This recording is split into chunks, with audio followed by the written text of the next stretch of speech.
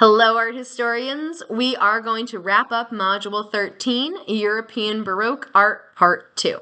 This is the European Baroque 4, 13.04, Southern Baroque Art Part 2, and we have 6 core works and 0 supplemental works.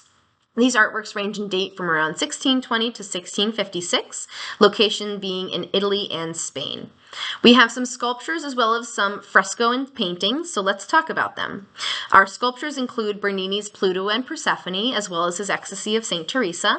Your smaller scale works are Gentileschi's Judith slaying Holofernes, Zurbaran's The Martyrdom of St. Serapion, de Ribera's The Martyrdom of St. Philip, and Velázquez's Las Meninas. So, as mentioned previously, Gentileschi is an amazing artist. The same subject of Judith slaying Holofernes was also portrayed by Caravaggio. It is so interesting to see those two pieces compared together.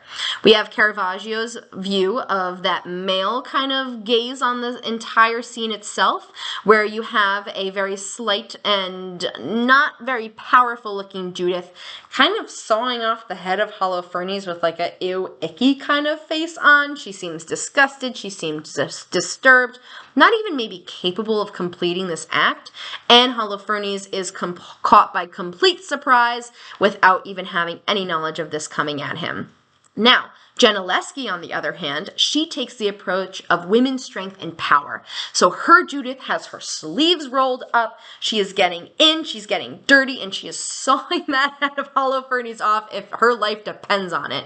Holofernes is being held down by that maiden, and those two women are so strong and so present, and it's really interesting to see the contrast of these two Baroque artists of two different genders representing the same scene. Hers is very raw with feminine strength and power, like the story kind of follows. Now let's talk a little bit about Bernini.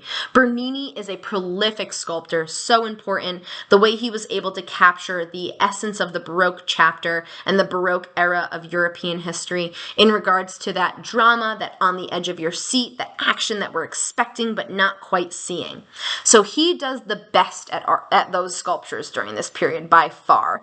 And his Ecstasy of St. Teresa is a great example because we actually have a story that includes consistent action. We have a small scale angel above St. Teresa with his arrow that he stabs into her heart, pulls out again, doing so repeatedly. And the action that you're seeing in the stationary sculpture, it feels like that angel's about to plunge in one more time. And I love that suspense. That's really what the Baroque is encapsulating here. Now, Velázquez's work is also highly recognizable for its painterly details.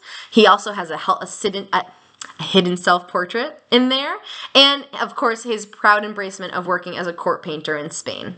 So that wraps up European Baroque. We are moving right along to Arts of Asia and Arts of Africa, so until then.